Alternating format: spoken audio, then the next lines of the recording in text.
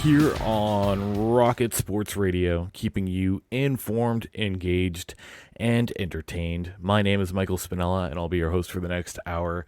This is episode 314 of the Canadiens Connection podcast, and I'm very pleased to be joined in the studio by my co-host, the founder and the president of Rocket Sports, Rick Stevens. And how's it going today, Rick? Good day, sir. It's going well.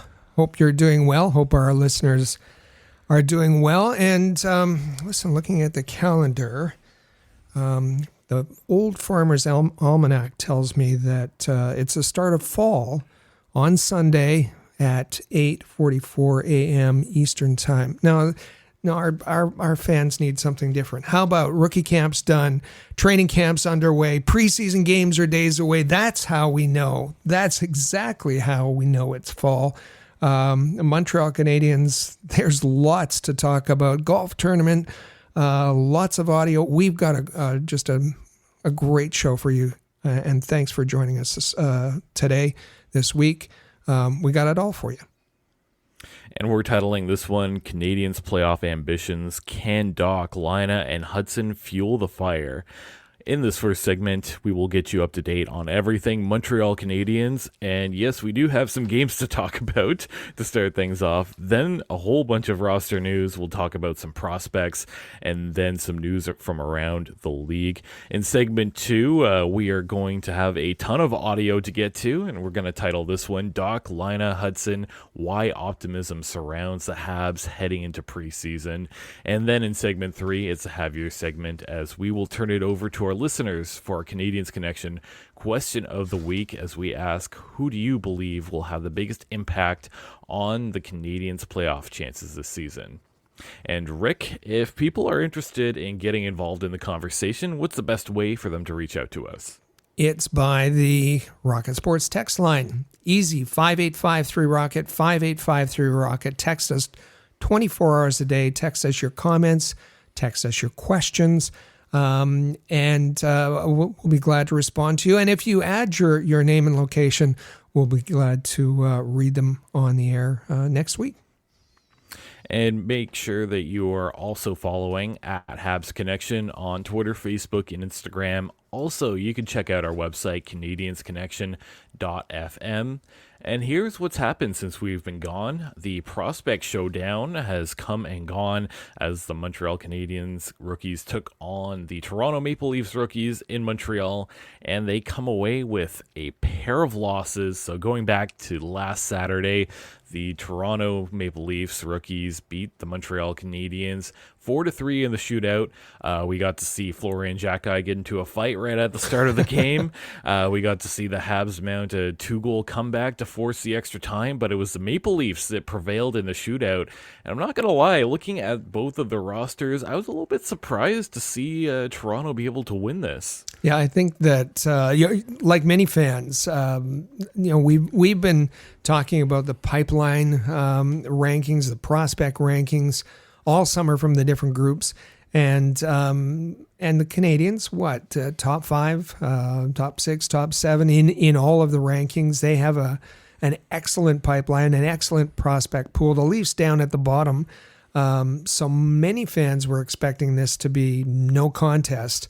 It didn't work out that way, and does it mean anything? I don't know, but I wouldn't take too many deep messages out of what happened.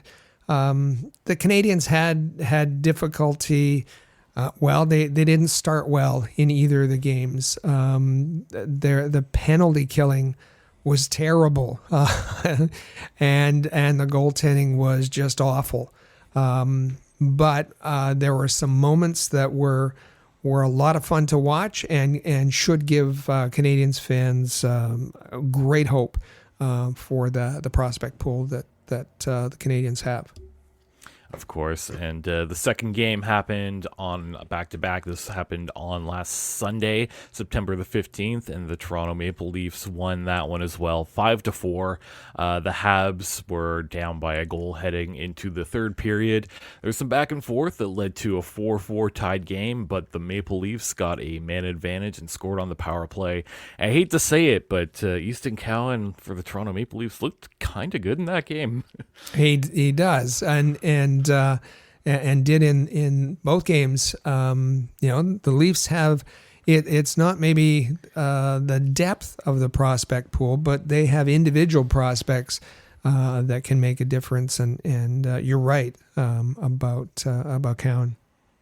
So a couple of standouts that we wanted to talk about from the Montreal Canadiens rookies roster. For me, if we're going to talk about these games, I have to talk about Florian Xhekaj. Starting things off like a Xhekaj, getting into a fight, making sure his physical presence was shown throughout both of those games. I thought he was a clear standout to me, along with a couple of the obvious ones. Logan Mailloux and Laine Hutson also looked pretty solid. I know Hutson took a pretty big hit into the boards, and Logan Mailloux, I believe, jumped to his defense there. So I like that.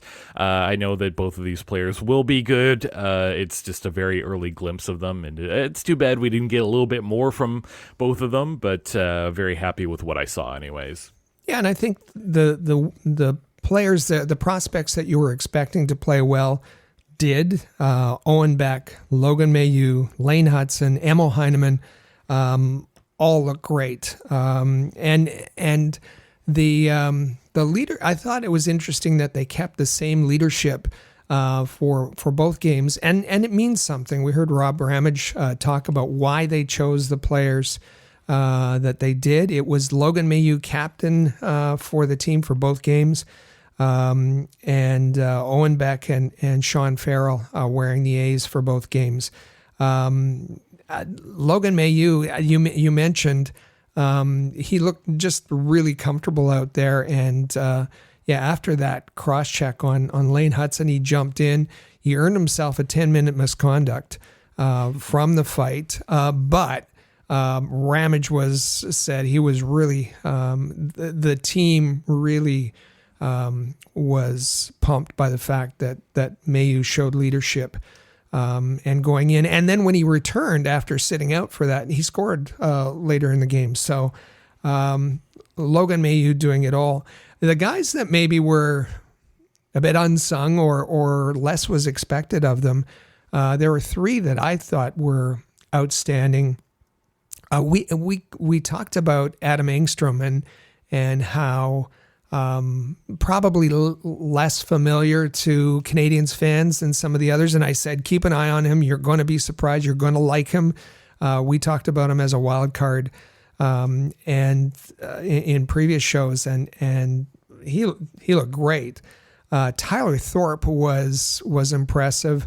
That line, you talk about Florian Xhekaj, but Tyler Thorpe was very, very good.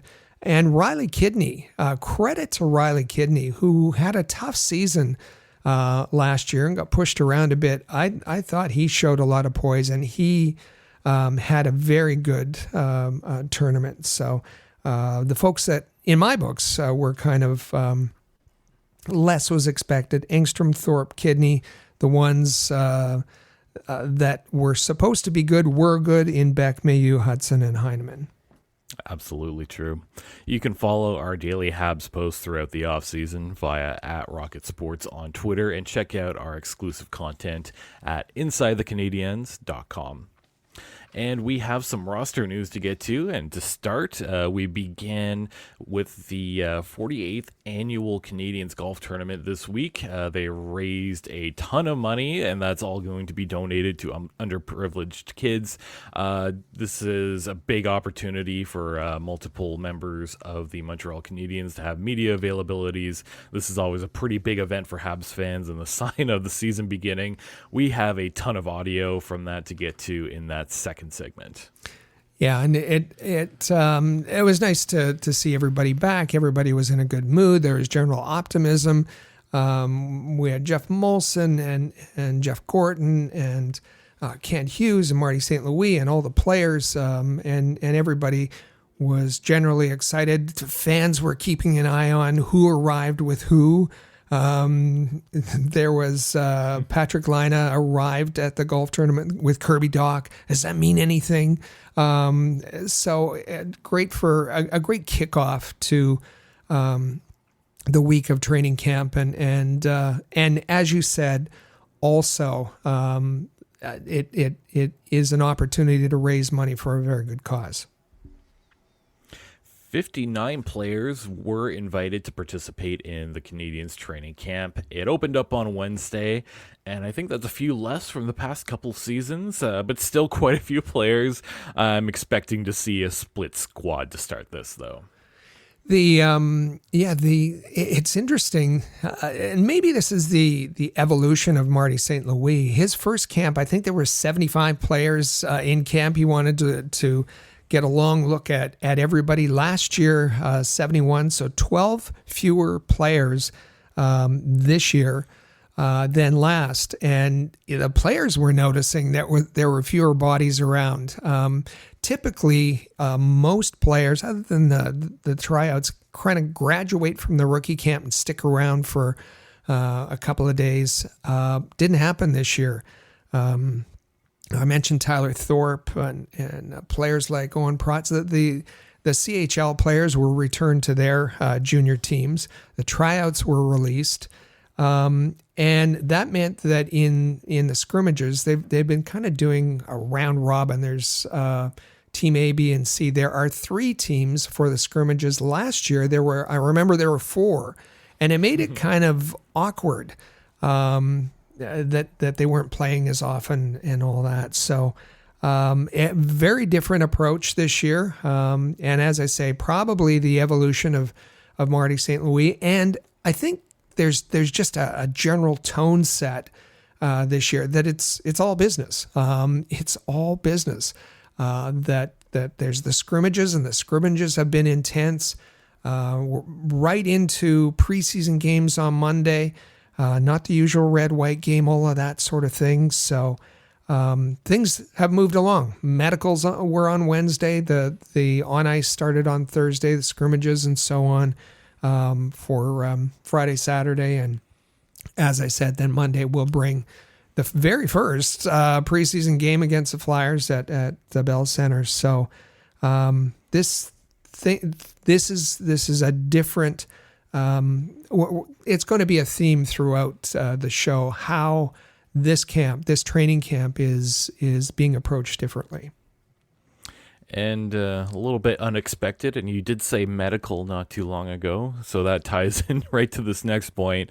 The Canadiens announced that Kaiden Guhle had surgery on Wednesday to remove his appendix.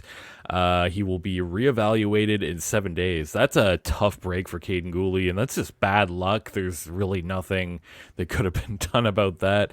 The good news is, as far as I know anyway, once your appendix is removed, you don't have to worry about doing that ever again, and that's good, right, Rick? Yeah, I think that this kind of caught everybody off guard. All of the opening night projections were, where's Kaiden Guhle going to play? He's going to be with Madison. He's going to be back on the left side, and he could very well be, but he's going to miss a chunk of the training camp. And the Canadiens announced that you won't hear anything from them for 7 days, and after that time, 7 days after his surgery, he'll be reevaluated to see where he's at. Now, listen, you don't have the background. I don't have the background to assess what this means.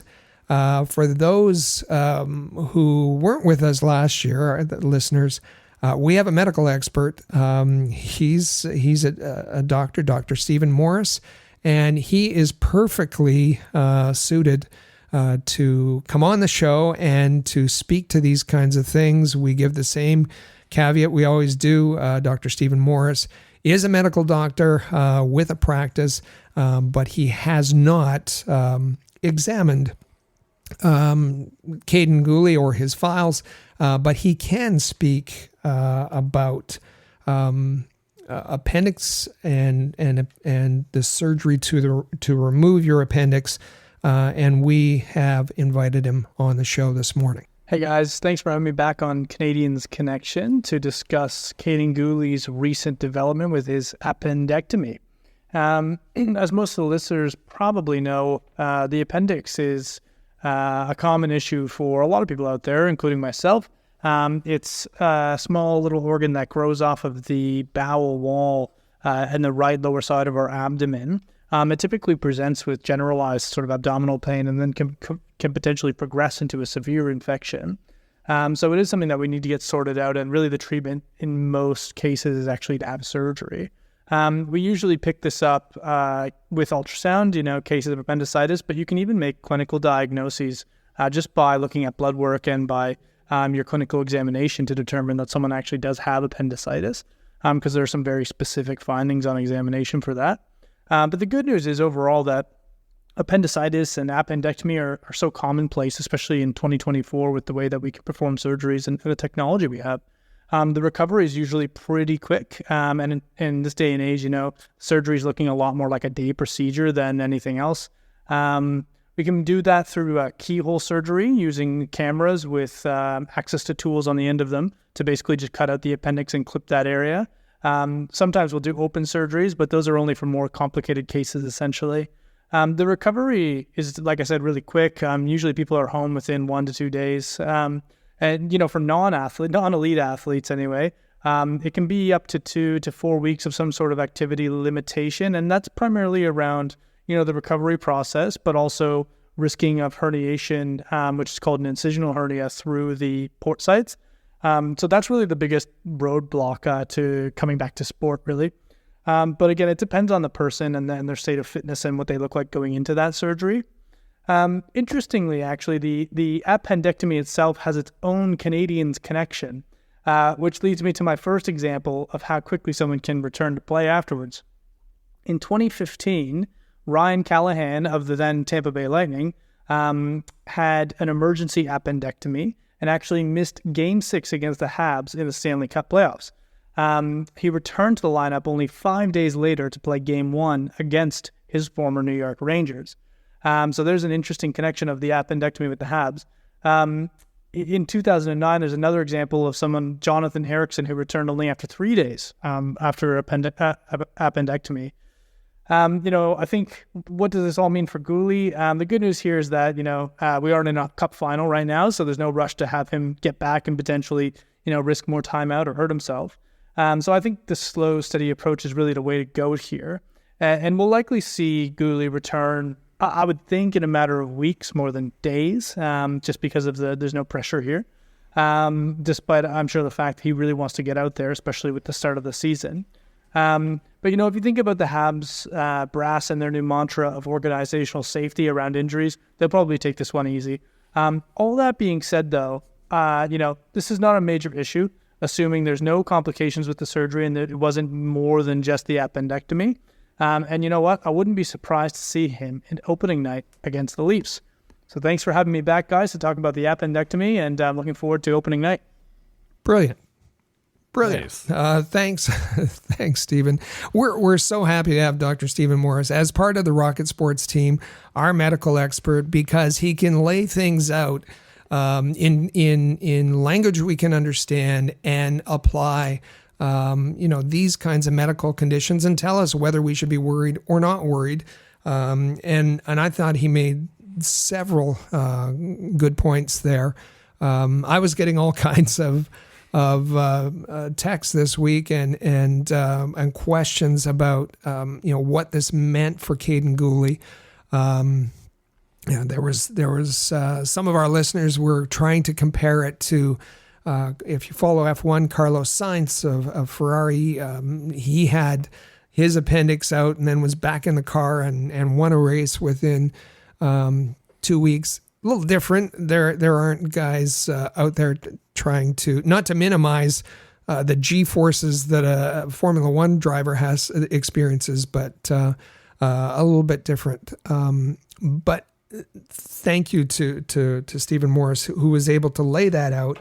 I think Both from a medical perspective, being a doctor, but also, as he said, he has some personal experience with an appendectomy, and including a Canadiens connection in there, which was brilliant.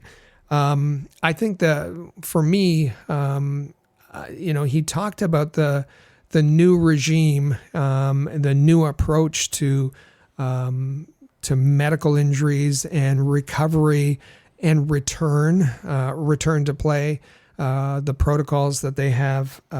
This is something that you don't want to rush. It would be fabulous to have him in the opening night lineup, of course, but it isn't important to rush him back. And he's going to be a little bit behind because he'll miss a chunk of training camp. But we also know that we've seen Kaiden at Brassard throughout the month of August, so that we know that he'll be anxious to get back. I think we'll know more in a week, and for now we have that excellent explanation by Dr. Stephen Morris right there to explain things with this, so that nobody has to guess. Yeah, big thanks to the doctor on that one. Appreciate him taking a relatively last-minute call on that and giving us all that great information. And to follow that up, how about something with not much of an explanation, and I'm just not going to panic about it yet. Patrik Laine will not participate in today's On-A sessions. They're calling it a therapy day. Like I said, I don't think there's any reason for anyone to be worried about this yet. We'll wait and see how this goes. It could just be a day that he needed to rest. Yeah, and that's Saturday's session. That's the day we're recording. There have been some intense battles in those scrimmages.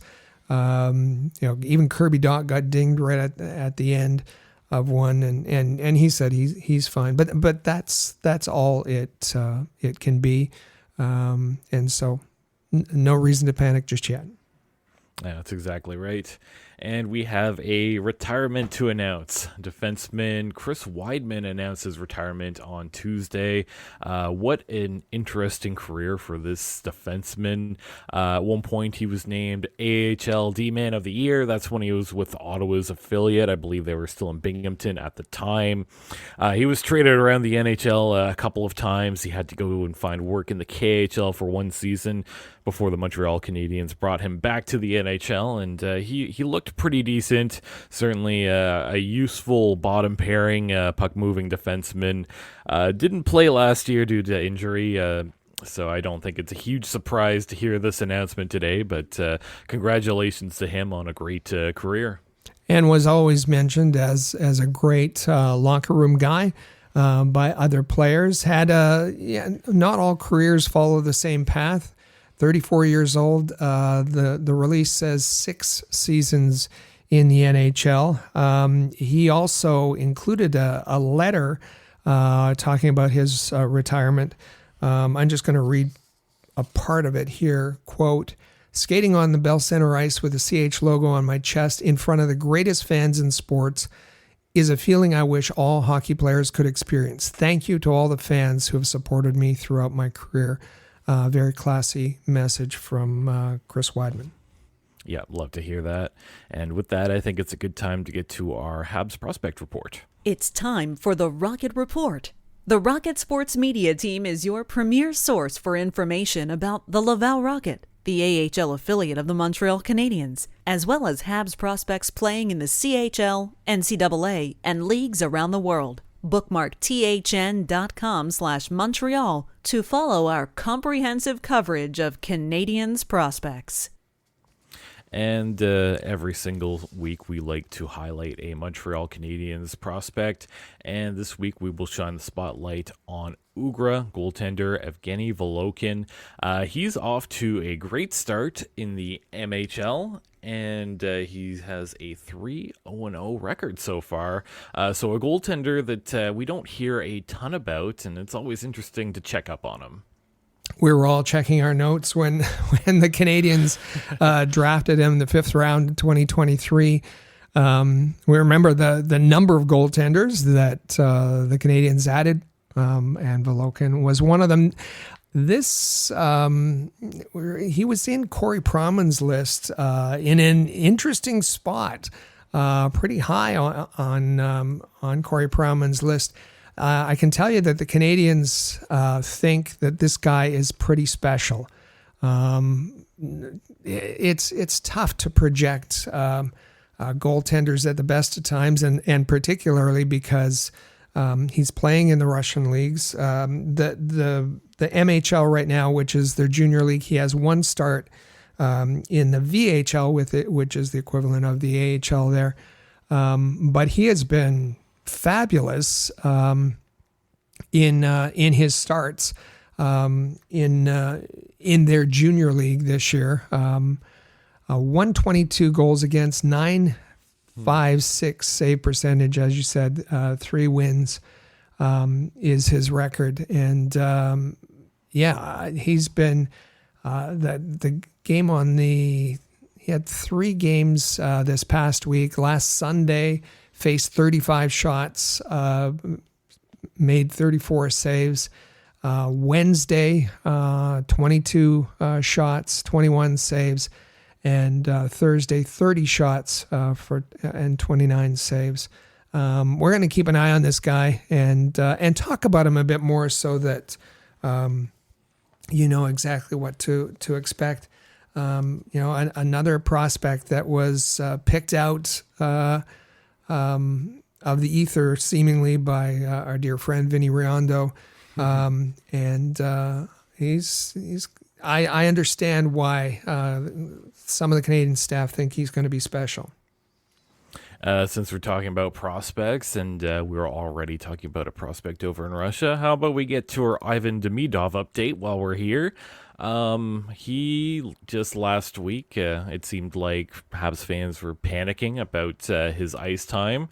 And since then, I can tell you that Demidov has 6 points in 6 games with SKA St. Petersburg. So are we still all panicking here, Rick? Last I checked, he was leading his team in scoring. So let's hope that the Canadiens fans have calmed down. Thursday's game, SKA against Sochi, Demidov had 2 goals and 2 assists, so 4-point effort, not too bad at all. So love to see that, and I believe we're going to keep bringing you our Ivan Demidov updates in the prospect report heading into this season. Some news coming from the Laval Rocket. The preseason schedule begins on October 4th. I believe they'll be at home to Belleville. Nice to get the AHL underway here, and the Rocket Sports team will continue to bring great Laval Rocket coverage this season as well. They host Belleville on October 4th. They visit the Marlies in Toronto on the next night on the 5th. That is they have a brief preseason schedule, 2 games. So they'll have to get things, Pascal Vincent will have to get things together in short order. And if you miss that, don't worry. You'll see the Belleville Senators about 1,000 times this season. And same goes for the Marlies. You can find all of our content about Canadiens prospects at our Rocket Sports YouTube account. Just go to InsideTheCanadiens.com. And now it's time for our hockey news and notes from around the league. Former Canadian forward Mike Hoffman signed a professional tryout contract with the Edmonton Oilers. Good for him for still sticking around and having the potential of another NHL job. I think that Mike Hoffman fits the Edmonton Oilers identity perfectly. All offense, no defense. Can't think of a better player to put next to McDavid either. He's got a good shot. He's got good speed. So I think that that's going to be a match. I personally if I were the Edmonton Oilers, I'd give him a contract today, but we'll see how things go throughout his professional tryout. Now, I remember the news and notes segment last week. Here we go again. Are we going to list all the former Canadians? No. Well, no. Just Mike Hoffman, and good for him. Good Kitchener guy, and yeah, as you said, ideally suited for the Edmonton Oilers. So now pivoting to something that's it's not really about the Montreal Canadiens, but maybe it will be relevant down the line, as the Detroit Red Wings announced that they have signed their defenseman Moritz Seider to a 7-year contract, $59.85 million contract extension. That's a lot of money, and it's a huge contract. Good for the Wings for locking in their prized number one right shot D-men, as right shot defensemen are at a premium lately. So good on them to lock this down. And Moritz Seider he's been great. He's a good personality as well. I think this is a good match for both the team and the player. His 8.5 average annual value is just below that of Dylan Larkin. So you can see other team. We've talked about the Canadiens having a salary structure. The Red Wings keep their salary structure intact. Moritz Seider is one of those guys that I don't think is talked about enough for how valuable he is, and as you say, especially on the right side. Big news for the Ottawa Senators, and this felt like it was, 100 years coming now? The Ottawa Senators signed a lease agreement to build a new arena at LeBreton Flats. So it's been a while. There's been a few... I think this happened under the Melnyk regime, but it fell through. Nice that Andlauer was able to lock in on this after 1 year of being the new Ottawa Senators owner. I think this is an ideal location as someone that grew up in Ottawa, that LeBreton Flats area is a perfect location. You have transit right there. It's right next to downtown. If you surround it with all sorts of great infrastructure, this will be ideal for everyone. So I think this, as long as things keep progressing forward, very excited to see this. So and now I guess they'll move to the arena design phase. Can we request that they put in a complete Montreal Canadiens section? Given the way Canadiens fans fill that building, how long is it going to be before people aren't going to have to troop the 25 kilometers out to the Canadian Tire Center? Probably a while, I expect. A while, yeah. Yeah, just as long as it takes to drive from downtown to the Canadian Tire Center in Canada, I'd say, roughly about that much. Yeah. Exactly. Now for some more Canadiens relevant news. I believe we have a Fanatics jersey update. We all know that the Fanatics are taking over NHL jerseys this season. And Rick, what can we expect? Got an email from the good folks at Fanatics this morning, and they wanted to let us know about the new NHL jerseys. They're on sale as of today. And they have 4 different jersey offerings that'll be online for sale and in stores. And they have a variety of price tags attached to them. So the 4 different categories, there's the Fanatics. One's called the lowest, the most economical is called Fanatics Practice. It's a retail version of the practice jersey. Fanatics Breakaway, designed for fans with emphasis on comfort and style, a tailored appearance. If you're not looking for that big bulky jersey look, soft breathable fabric available in women's and men's cuts. A flexible crest that can fold when you're folding it up and putting it in your drawer, if that's how you store them. Next up, and added to the cost, is called Fanatics Premium, highest level, if they say, consistent with the highest level of jersey previously available at retail. More comfortable fit, mimicking sewn down graphics, new holographic NHL shield, and on and on and on. And then we get to the top of the line, what they are calling the Fanatics Authentic Pro. This is cut, stitched, assembled in the same Canadian factory that has made NHL on-ice jerseys for nearly 50 years. Features the exact specifications that the players wear. Same fabrics, 3D embroidered crest, 3D embroidered shoulder patches, on, and on. New holographic NHL shield on the front neck. And so we thought we'd go to Tricolor Sports and order one up this morning. Yeah, I'd be excited. That Authentic Pro sounds pretty darn nice, doesn't it?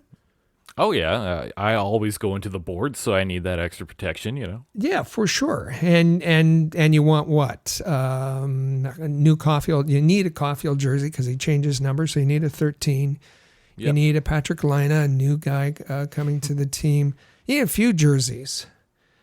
Well, $625 a pop for Fanatics Authentic Pro. So we thought a little bit of sticker shock there for you. Yeah, that's exactly it. And with that, I think we should talk about EA Sports NHL 25. So we know that EA Sports every single year, they put out a brand new NHL video game. This one will be for 25 or 2025, and every single time they put out some ratings. Well, here are some ratings for the Montreal Canadiens players. Typically, at least in my mind, I feel like when you get to like 85 to 90, that's like a really, really good player. When you get 90 or above, that's like all-star level. So we have Nick Suzuki at 89. He's ranked the 54th best player, ranked the 79th best player in the league with an 88 rating is Cole Caulfield. Just one down from that with an 87 rating is Mike Matheson. Pair of 85 ratings for Kaiden Guhle and Juraj Slafkovsky. I'm not going to lie, this seems just a little bit too generous for some of these players. Mike Matheson as an 87 is pretty rich. As much as I like Caulfield, an 88 seems a lot for what he was able to do last season. Suzuki, I'm not going to gripe about that one. That seems fine. Guhle and Slafkovsky with 85. I'm hopeful that they can live up to that. Yeah, the Caulfield rating stuck out to me. He was 86 last year, up to 88. As you say, bit generous. But the top 10 lists that the NHL and EA Sports put out, I thought were fascinating. Let me find one here. Top 10 deking. Well, you don't have any Canadians on that list. Connor McDavid, David Pastrnak, Panarin, Kaprizov, players you might expect. Top 10 in strength, you have Ovechkin at the top of the list, number 1 on that list. Number 6, you have Arbor Xhekaj, just behind Ryan Reeves. That's going to stick in his craw. He's going to want to do something about that. Arbor, that is. Top 10 body checkers, number 7, Michael Pezzetta. Really? Just behind Brady Tkachuk. Radko Gudas is number 2 on that list. Captain Radko, to you. Yeah. Top 10 wrist shot. Patrik Laine, of course, down at number 9 on this list. Top 10 slap shot. How about Arbor Xhekaj at number 7? Yeah. So interesting. Let us know what you think about the EA Sports NHL 25 ratings. Yeah, and if you ever play it, let me know what you think of it. I wasn't too impressed with 24, if I'm being honest, so hopefully 25 is a little bit better at least. Yeah. And if you have a Crave subscription, you may have started watching a brand new series entitled The Rebuild Inside the Montreal Canadiens. So far, this series, I believe, has 2 episodes out. I'm about 1 episode behind on this. But just to talk about it a little bit, it really seems like this is everything that the Montreal Canadiens wanted to show their fans and to put out there, which is totally fine. I'm not going to lie. I've not felt super invested in it so far. There's not an overly compelling story from at least the 1 episode that I've watched. What have you thought about this, Rick? I want to like it. Yeah, I went in. I want to like this, and I think that for a lot of fans, it's been a long summer. They are not craving Canadiens content, any kind of content. So they're going to be on board no matter what. But if you really look at it and compare it to other similar types of series, it's kind of mediocre. It's pretty weak on content. Like how to sell tickets, the call center, the branding exercise and marketing team together. I don't know. And in addition, I think it just has some. There's the pacing is kind of awkward throughout, and when you look at it, the first two episodes have spent time on the preseason. That's last year's preseason, and the first couple of games. There's only 8 episodes, so they have 6 episodes to cram in another 80 games. And you should know, they tell us that the team was not the film crew wasn't embedded with the Canadiens throughout the season. They just popped in here and there, and maybe that's why it's feels a little bit spotty in capturing moments. I was kind of reminded that the Canadiens put on the worst opening ceremony of all time last season. And I don't know what the hate is for the torch. I don't get that, to be honest. It's so iconic, and so many Canadiens fans, identify with it. The talking heads business, I don't. It's Tony Marinaro has his fans. I don't know if that was the best. I guess even 24CH, there were I felt more candid moments, and it included candid conversations, and you learned about the interpersonal relationships between the players. So I just didn't get a real behind the scenes feel from this. Maybe it changes. Maybe it fills a void, the void of the summer. But especially for this week, when there was so many storylines and so much interest, it felt a little bit light on content, let's say. Yeah, I have to say, with the release schedule coming out at this time of year, something that goes all the way back to last September, I just felt like, I'm so much past this. So much has happened since all of these moments. So a little bit disappointed. I want to like it. I'll see if I can stick around a little bit longer. Maybe this gets better 3-4 episodes in. But so far I really can't say that I'm overly invested in this series. But let us know what you think. 585-3-ROCKET. Send us an email. Reach out to us on social media. What are your thoughts? Did it meet your expectations? Reach out to us. Yeah, absolutely. And while you let us know, I think it's a good time to head into our first break. We will hear a message from our sponsors, DraftKings, and then get to our big topic segment. This is the Canadiens Connection podcast right here on Rocket Sports Radio. TD, Tutty, taking it to the house. Whatever you call a touchdown, they matter more at DraftKings Sportsbook, an official sportsbook partner of the NFL.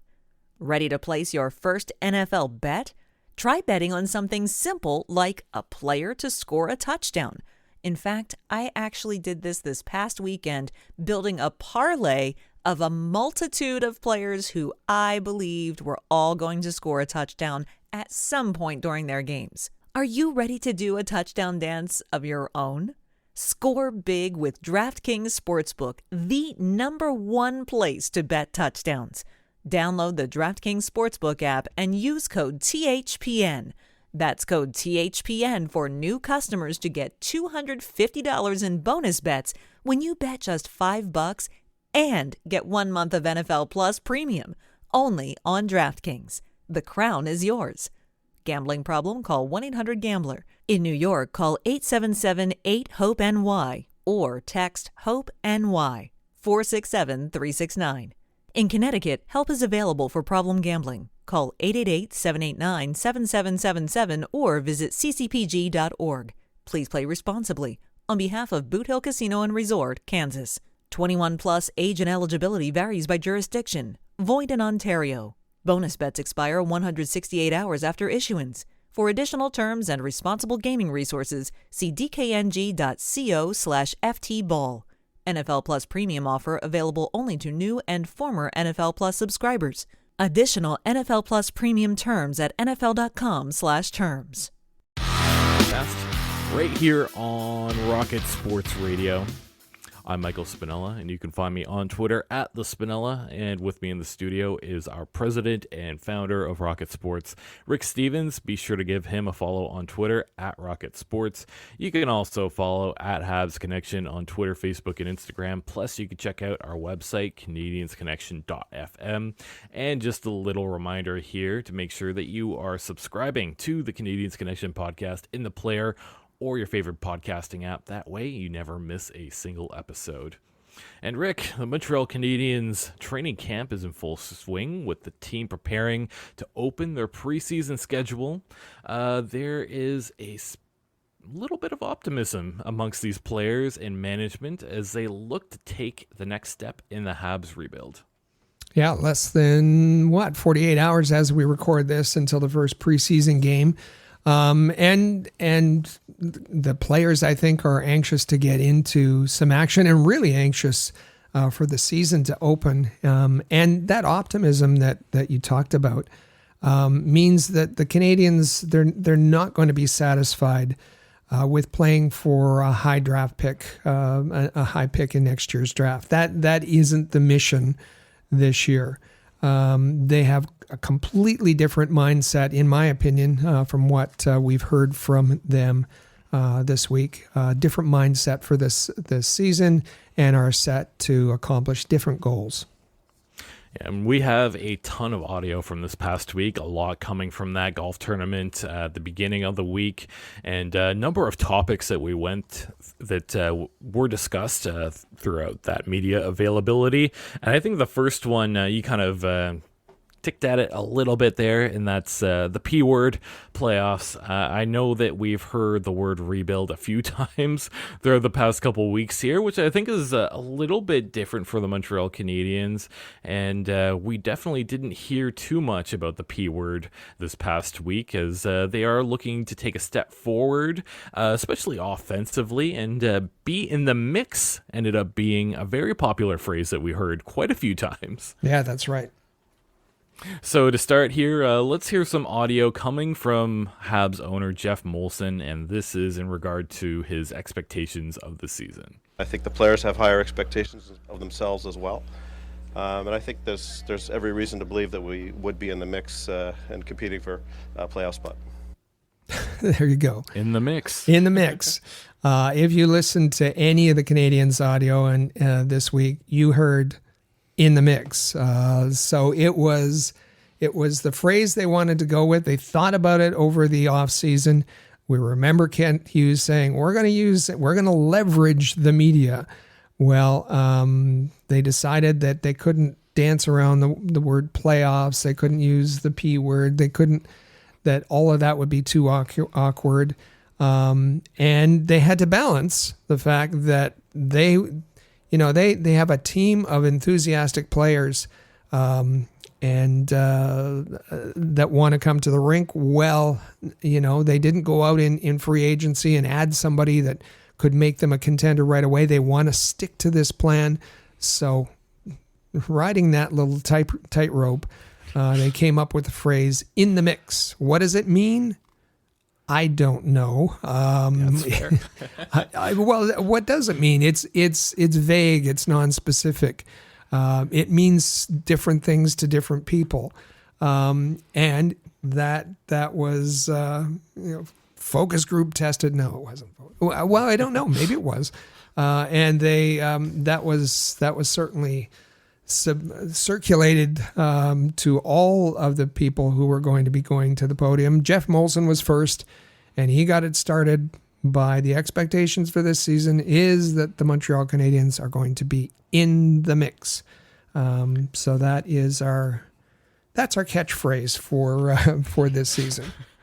Yeah, that's exactly right. And while we're doing this, let's keep tabs on if we hear this come up a few times. Our next bit of audio does come from Jeff Gordon as he is talking about the biggest question of the preseason. Well, I mean, of course, that's the biggest question coming in, what we're going to be like. I think, we talked about at the end of the season a lot about the phrase we used is in the mix. That's where we want to be. But I'm not going to put it past this team, to do that. I know the players in that room feel really confident about their team and what we can do this year. So, no, I think that as the season progresses and it gets, after the trade deadline, we're still in there, playing meaningful games, competing, for a spot. I think that'll be important for our group, the evolution. We've had a few years, obviously, where, we've picked, 5 a couple times here first. So it'll be nice to see if we can move it along and like I said, as the season goes along, we get into April, that we're playing games that really, really matter. So, again, he said, yes, the phrase that we're supposed to be using here is in the mix. And you heard a reporter kind of jump in and say, and kind of ask him to quantify that. What does that mean? Does it mean so many points? Does it mean a playoff spot? What does it mean? And he would not be specific. He said that we want to be playing meaningful games in April. Well, what does that mean? Well, we don't know. I think that the last 2 games of the season last year that the Canadiens played were pretty meaningful. They were both against Detroit, a home-and-home series, and Detroit was trying to make the playoffs. The Canadiens were trying to stop them, play spoiler. Laine Hutson made his debut. Logan Mailloux made his. Those are meaningful games. Now he said, he went on to say, and something that I said as we're setting this up, that we're not going to be playing for, not going to be satisfied to play for a high draft pick, a 5th overall or 1st overall, as he referred to, that we want to be playing meaningful games. Does that mean the playoffs? We don't know. Does that mean so many points increase? We don't know. But this is a real balancing act because he has to please the fans. He has to please the players. Don't want to, hear at the beginning of the season that their management feels that they have no chance for the playoffs. So, but he doesn't also want to create expectations with the fans that if they don't make the playoffs, that it's been a disappointing season. So tough. It's tough for management. I get it, but it has them dancing around a little bit. Yeah, I think with Jeff Gordon, he's a little bit more reserved, maybe a little bit more conservative in what he's saying this year. And I agree with what you said. In the mix seems like something that could mean a lot of different things. Important games could mean a lot of different things. So it definitely feels like this is just kind of a general way to cover all the bases, make sure everyone is hearing something along the lines of what they want to hear. Is that an all right way to take that? I think so. So another thing that was talked about quite a bit was the attitude coming into training camp. And I think a good way to start this off is by hearing from Juraj Slafkovsky as he talks about the most important quality for this season. No, I feel way more confident than I felt last year, and I feel like in this league it's the most important thing because everyone knows, everyone can prepare like good conditioning and everything, but the way you play hockey, you gotta be confident, and I feel that way. And yeah, I feel like I'm not starting when I was starting last year, but I'm starting way higher, and I want to keep building more. So Juraj Slafkovsky worked hard last offseason and all those new training methods, and he came wanting to have a good impression last year, and we said it looked like a gazelle on ice. It was a tough first half of the season. So what's new? What's new this year? Again, he trained really hard, but he said it's not necessarily just everybody trains hard, everybody prepares. But a lot of it is mental focus and the confidence that he was able to build, both the confidence in himself, the confidence that his line mates have in him, the confidence that his coach has in him.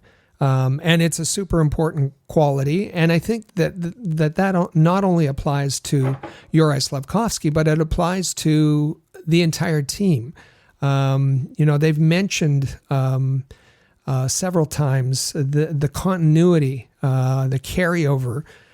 Everybody knows what to expect from Marty St. Louis. There will be a few changes in the lineup, but for the most part, everybody, knows what to expect, knows how Marty's going to coach, knows what the systems are, and that allows them to be, and in many cases, are familiar with their line mates, and that allows them to get a good start and be very confident. And I think that also helps feed this optimism that we're feeling, and this attitude that it's all business. Camp is smaller and compact and focused and intense. And if you're not confident, then you're going to suffer. And I think Slafkovsky said it best, that it's confidence that helps you succeed and reach the potential. And you benefit most from all the work you put in the off season if you approach things in a confident way. Yeah, I think very, very well said there. And we've seen that with Slafkovsky throughout his young career here. Like, you can tell when he's feeling confident on the ice. You can tell when he's not feeling confident on the ice, and his performance really shows you. So that's I agree with everything that you said there. And we have one more bit of audio coming under the same topic. It's from Captain Nick Suzuki, and he is asked, is preseason time for experimenting with line combos? For me, I'd like to try to keep the same line through the preseason. We have only a few opportunities to get it right before the actual game starts. So, the more we can play together, I think it would be better off for us to start the season like that. Again, continuity. And players are realize that time is short and they've got to maximize. They have to maximize the time together, and the more reps that they get before the games start for real, that's what's important. And I think that Marty has learned that, and certainly Nick Suzuki has provided input into that process. Start with the lines that you think you're going to go to, and certainly over the course of training camp and the preseason schedule, make some tweaks where things are not working. But we're seeing folks that are going to stick together, and some of the line combinations are, you can tell what the way Marty wants things to work, and he's thought through the combinations in trying to have folks play off each other, and that's much different than what we've seen in the past. Yeah, that's very true. And you were talking about some line combinations. I know a very big topic heading into the season is what the second line is going to look like. I think it's fair to say that we'll see some continuity up top with Caulfield, Suzuki, and Slavkovsky that worked so well throughout most of last season. We'll see if that stays together through the better part of this upcoming season. But with that second line, I'm assuming we're looking at a line that features one Kirby Dach and one Patrik Laine. Is that about right, Rick? Yeah, that's fair. And listen, if you haven't been following the line combinations, let me just run through them for you. Nick not all of these players are together on the same scrimmage team. There are the younger players who are mixed into the lineups. I thought it was fascinating when you had what will probably be the 1 and 2 lines going against each other in the scrimmage, and the second line was obliterated, really, unfortunately.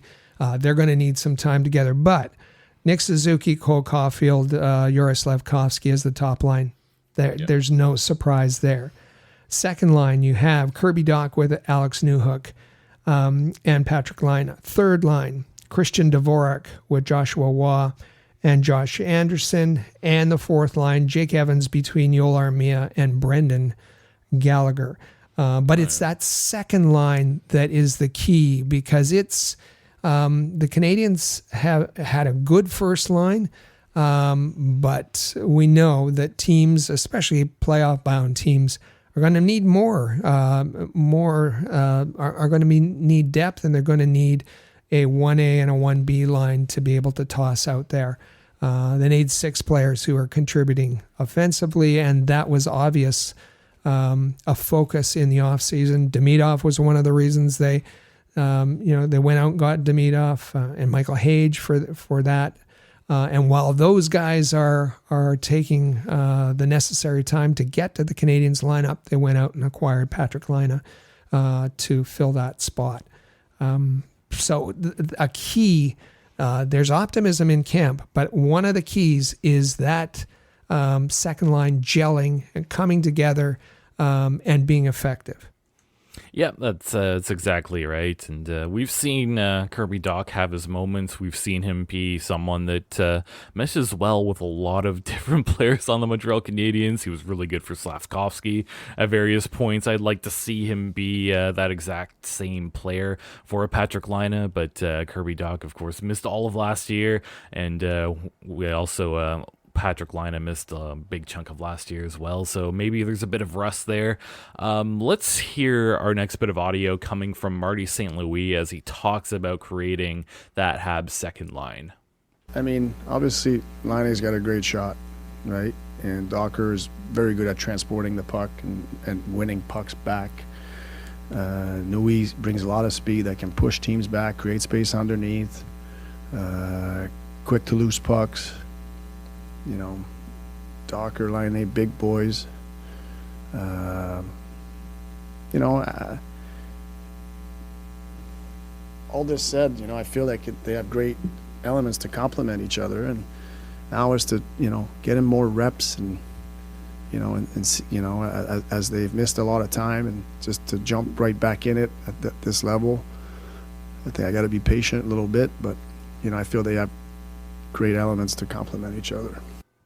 Apologize for the quality of that audio. The Canadiens audio folks are still in preseason as well. The audio has been wildly inconsistent throughout camp so far. But as far as what Marty said there, why did he put those 3 folks together? Well, there are complementary elements. Patrik Laine, size and shot. Kirby Dach, size, and he wins puck battles, and he can transport the puck up the ice. Alex Newhook, it's his speed that's a threat and will push back defenders. Both Newhook and Dach can take faceoffs on their strong side. There's all good reasons why this line on paper can be a really effective second line for the Montreal Canadiens. Unfortunately, 2 of the 3 it's been a while since they've been on ice in a competitive way, playing meaningful games. And it's going to take time. It's going to take time for them to get up to speed. It's going to take time for the three players to gel. They haven't played together before. Although Dach said he played a little bit with Newhook when they in some of the junior activities. And Marty said he's just going to have to be a little bit patient and wait for them to come together. And that kind of goes against, the intensity that's at camp. And unfortunately, on Friday, that second line looked awful. And they were frustrated, and Dach was particularly angry on ice and afterwards. He was steaming. We remember last year, Dach was the best player in camp. Absolutely, hands down, best player in camp. And in so much so that last year at this time, we were talking about can Dach take over the number one center spot from Suzuki. Of course, that's with Suzuki's the season that he had last year and his continuous growth and adding leadership and the captaincy. That conversation has gone by the wayside. Dach's not having the same kind of camp so far, but Marty St. Louis is willing to be patient. Yeah, I think that I have a little bit of patience for trying to put that line together. A lot of the elements Marty was talking about, it seems like this should be a group that fits together well, whether it's rustiness or just they need to be a little bit more familiar with each other. I am willing to be at least a little bit patient here, but I am curious how long a leash they're going to be on if they don't end up meshing all that well together. Yeah. That's right. A bit of audio coming from Kirby Dach here as he's talking about on the line slow start in camp. Feel good. Kind of just shaking the rest off a little bit. It'd be nice to get into some preseason games and continue to take steps each and every day and just focus on getting better and feeling good for when the season comes around. Pretty low key. Kirby Dach's a low key guy at the best of times, but he was keeping it together because he was not happy. Talked about shaking off rust. He's not happy with the way he's able to respond.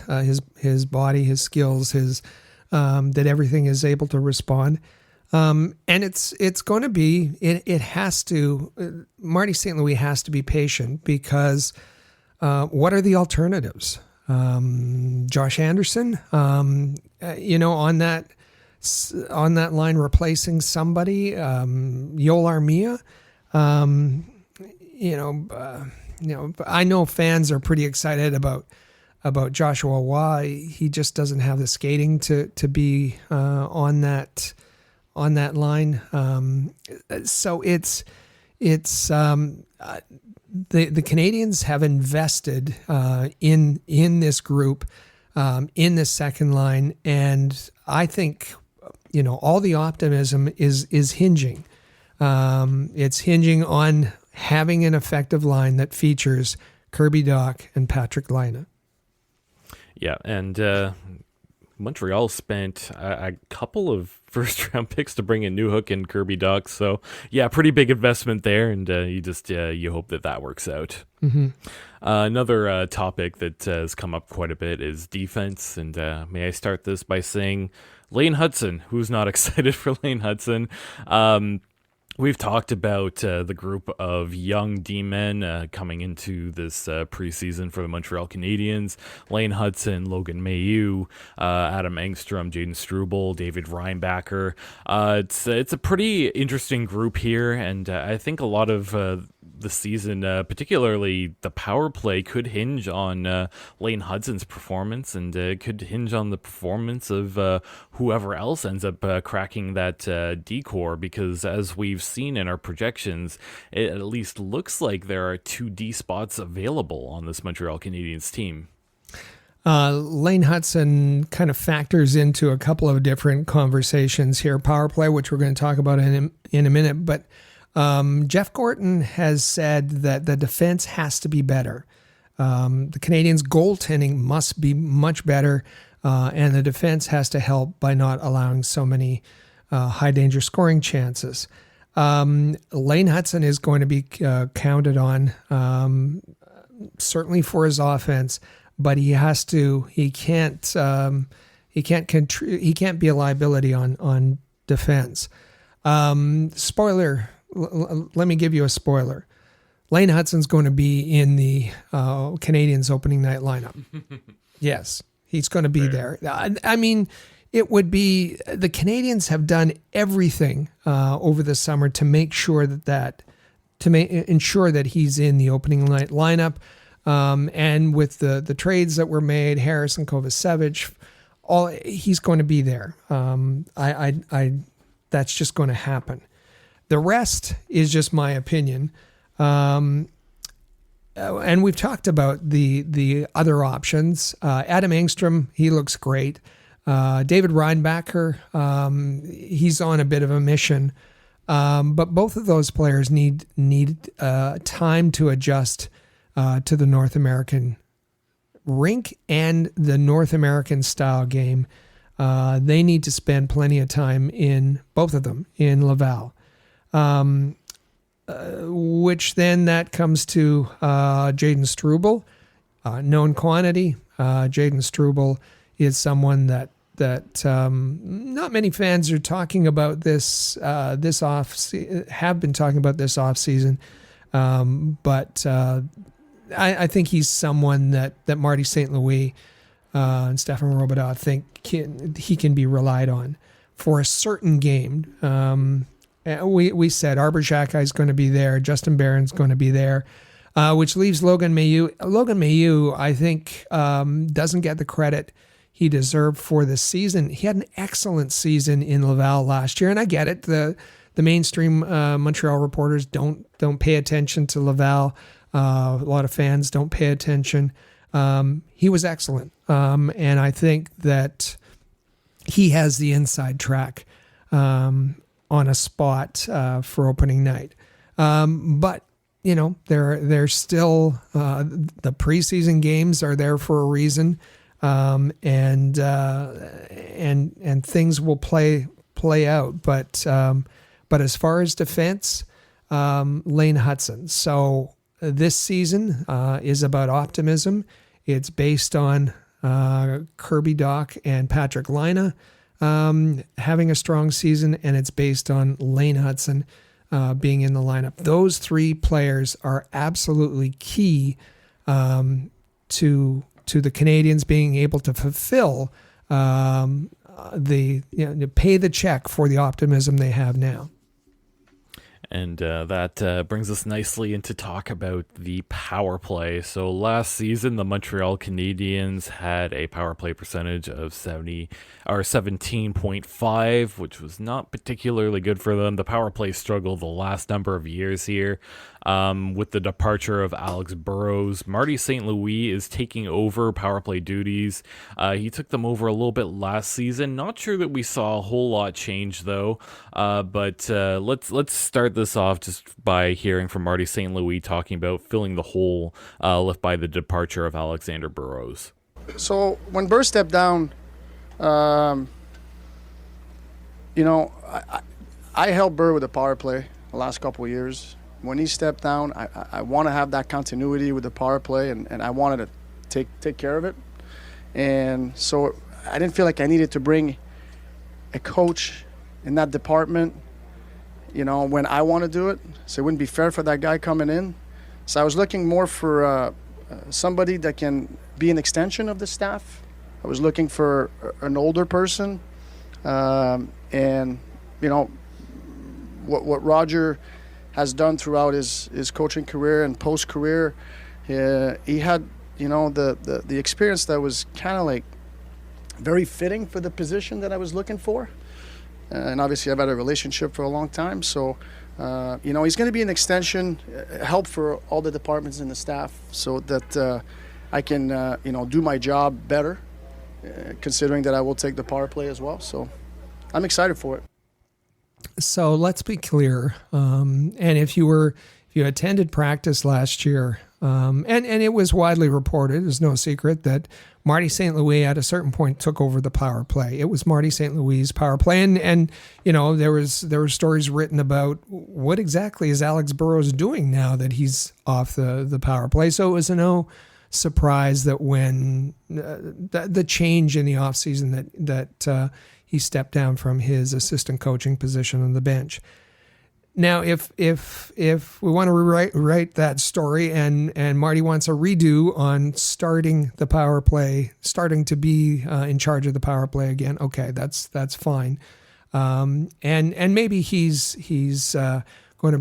didn't want to change mid-season, want to change so much the power play alignment necessarily. If he's got new ideas this season, I think. Part of the change in the power play is going to be Laine Hutson, and fans are expecting that. But he talked about this the way this late hiring in the summer, Roger Grillo, and in fact last week we weren't even aware of what kind of role he was going to play. That was answered by Marty St. Louis. He's not going to be on the bench. He's not going to have a specific assignment. He's going to be, we heard the words used, he's going to be an extension of the coaching staff. He's going to be a support to the coaching staff. He's going to be a resource to use all of his experience from USA Hockey to provide any help that's needed by the coaching staff. And I think that fits into the style that Marty likes. He likes to be in control of everything. He'll now have solo control of the power play and other things. And I think that's, this is, Roger Grillo's not something who's going to challenge him or threaten his ideas or his approach.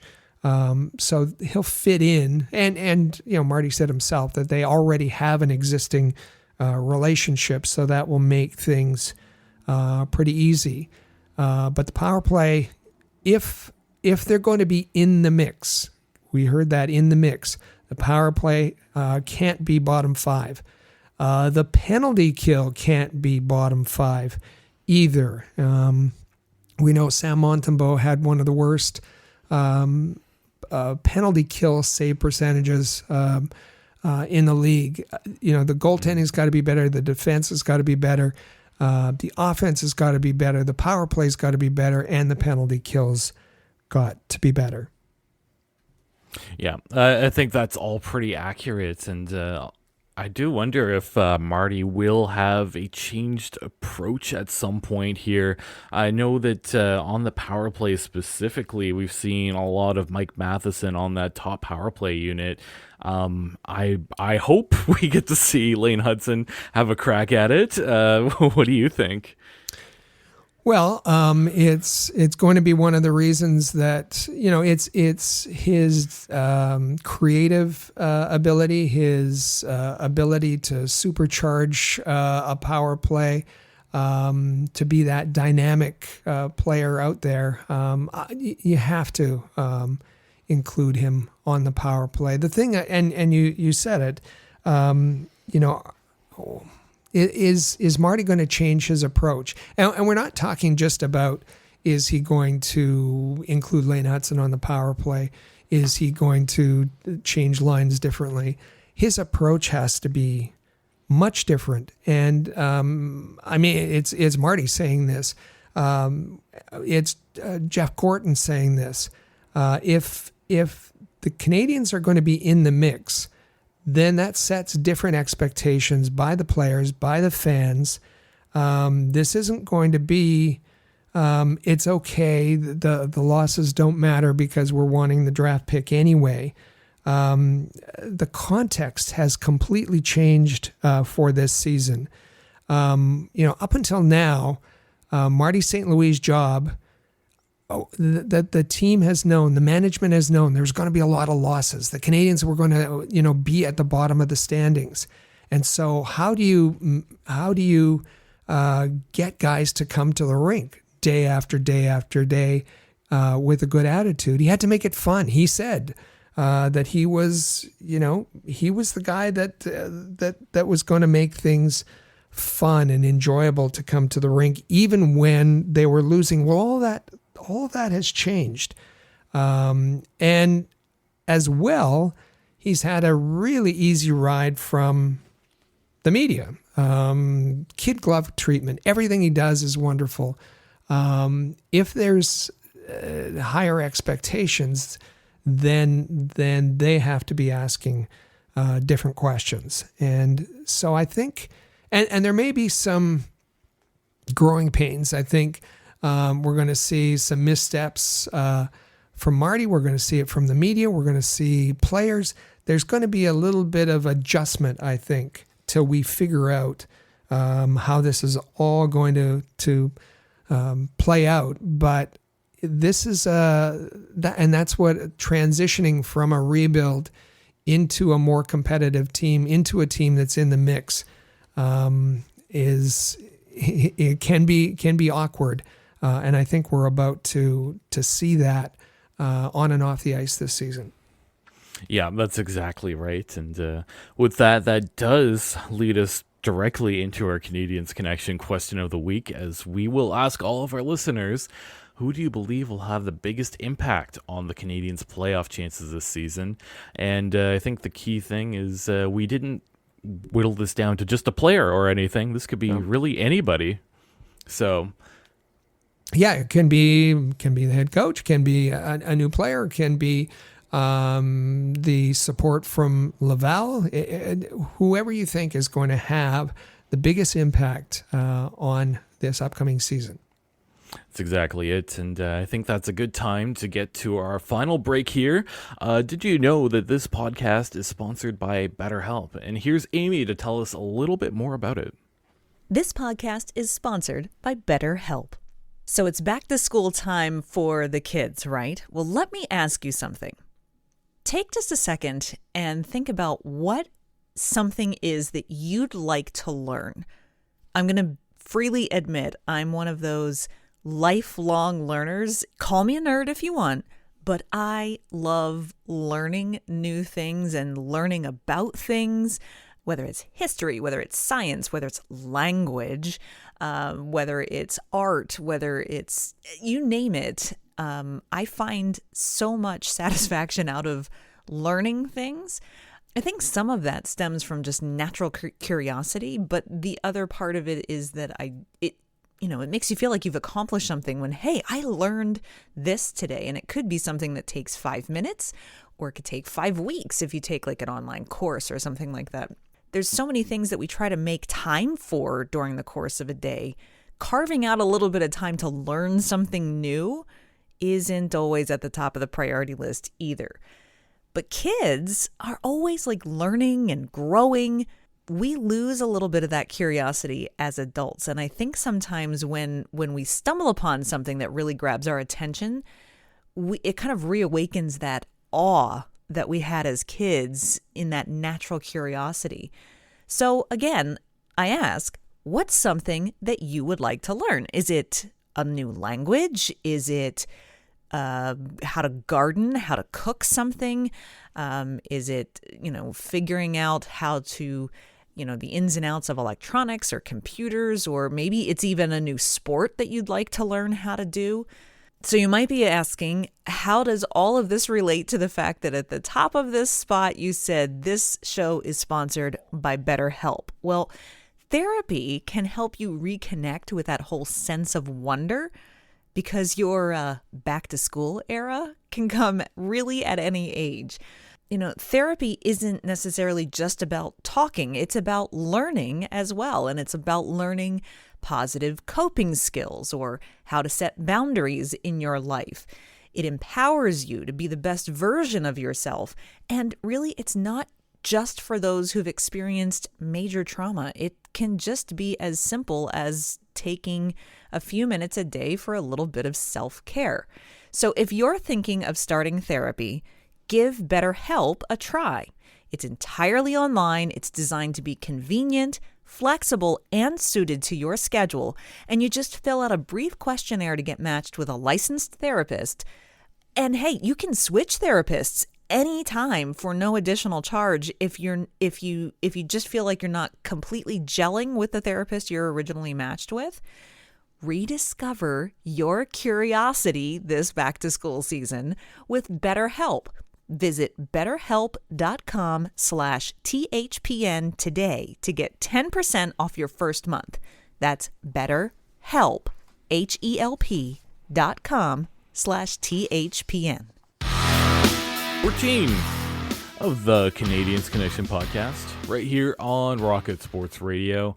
You can follow at Habs Connection on Twitter, Facebook, and Instagram. Plus, you can check out our website, CanadiensConnection.fm. And feel free to text us anytime via the Rocket Sports text line. It's 5853-ROCKET. That's 5853-ROCKET. And Rick, it looks like you're very focused at the moment. May I ask what you're up to over there? Sorry, I got an email from the Montreal Canadiens this morning. It's an adjustment to their training camp roster. No, it's not additions or subtractions necessarily. It is adjustments to the heights and weights. And I find it fascinating, actually. We heard that Joris Slavkovsky was down, of course, slimmed down a bit. He's at officially now 225. And that was down from his first camp when he was close to 240, and also down from last year. He's not 6'4" anymore either. He is 6'3" and 3/4. All right. Laine Hutson. There's been an adjustment there, not 5'10", not 5'11", but 5'9" and 3/4 officially as of this morning. Jump. David Reinbacher is down as well. He lost some height. He's down to 6'2.5". Logan Mayhews lost some weight, down from, I think it was 220 last year, down to 213. And Oliver Kapanen, last report we had, he was 6 feet 178, thereabouts. He's now listed at 6'1.5", so gained an inch and a half. And his weight has gone from 178 to 194. Oliver Kapanen, we told you to watch this guy. He's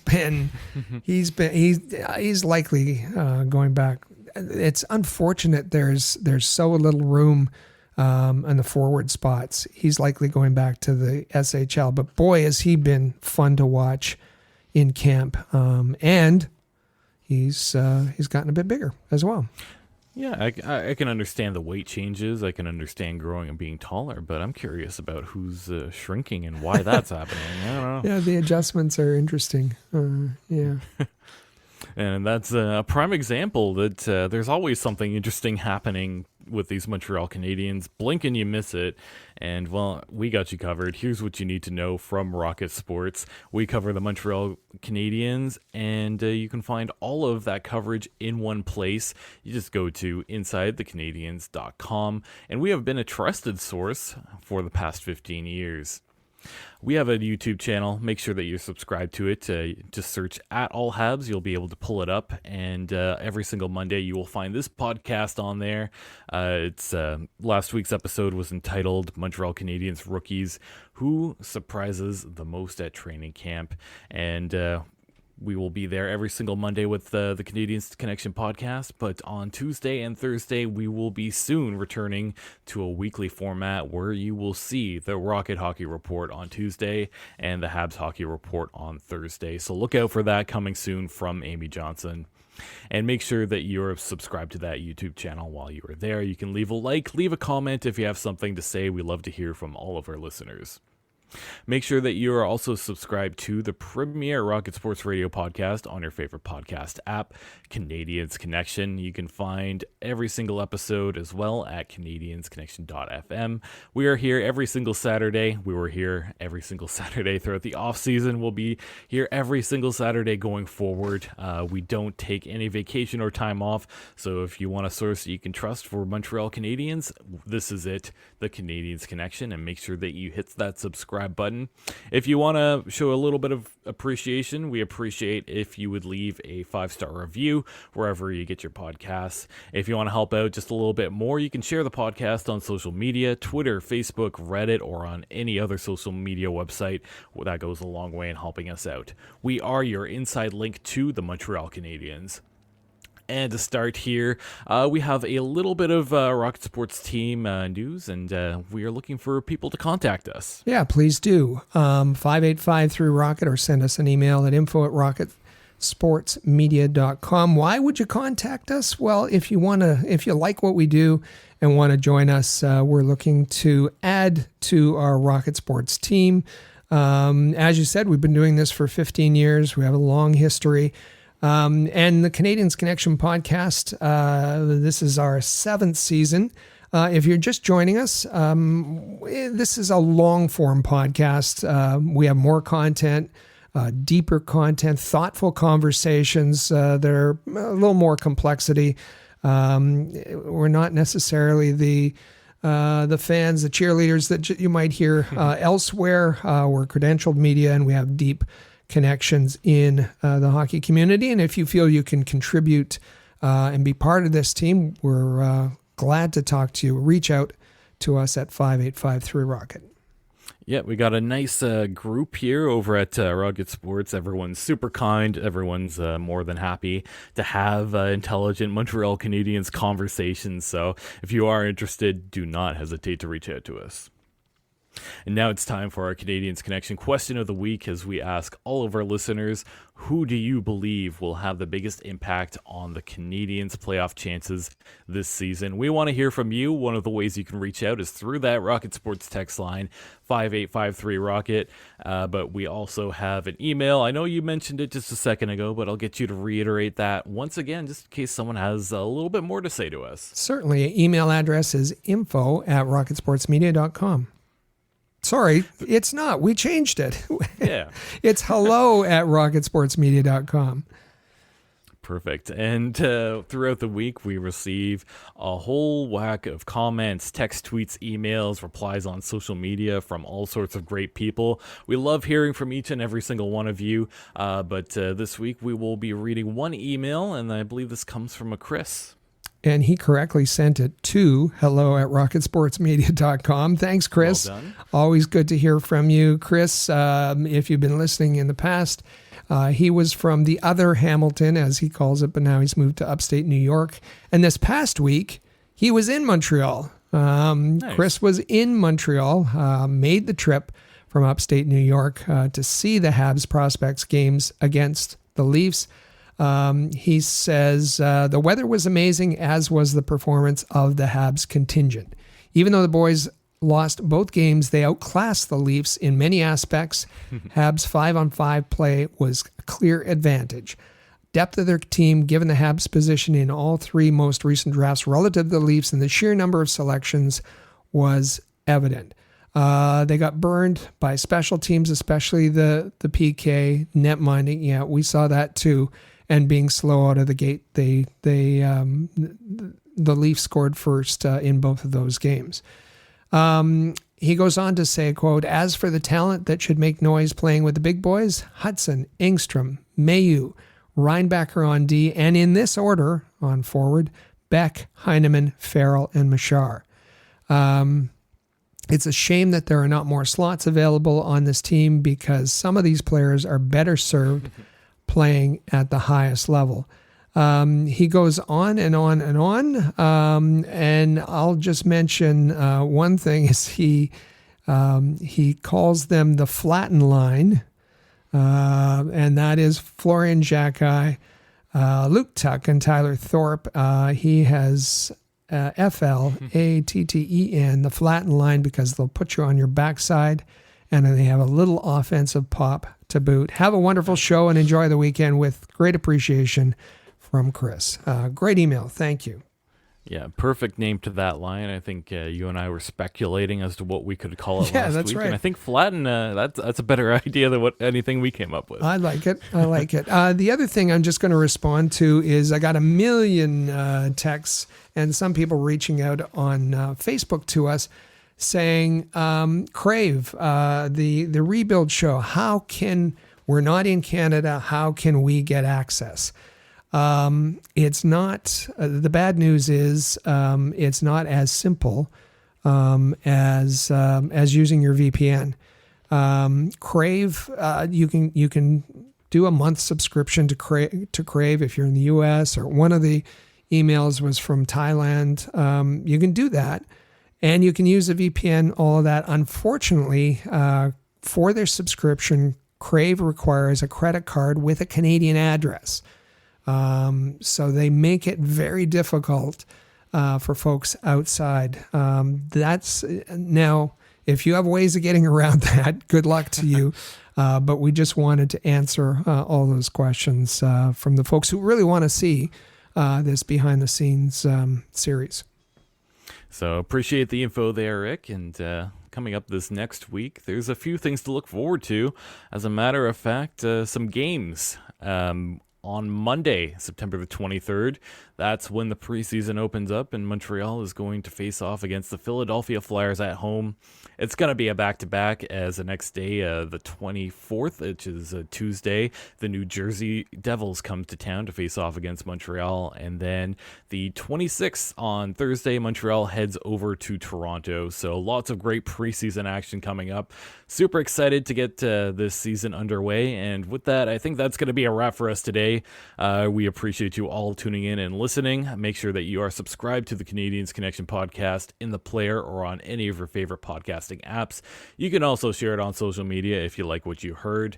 Enjoy the week. We'll be back here next Saturday on September the 28th. That's going to be our bold predictions show. We're all super excited about it, and it's going to be a great one. Thank you for listening to the Canadiens Connection podcast right here on Rocket Sports Radio. Click subscribe so you never miss an episode of Canadiens Connection. Follow us on Twitter, Facebook, and Instagram at Rocket Sports.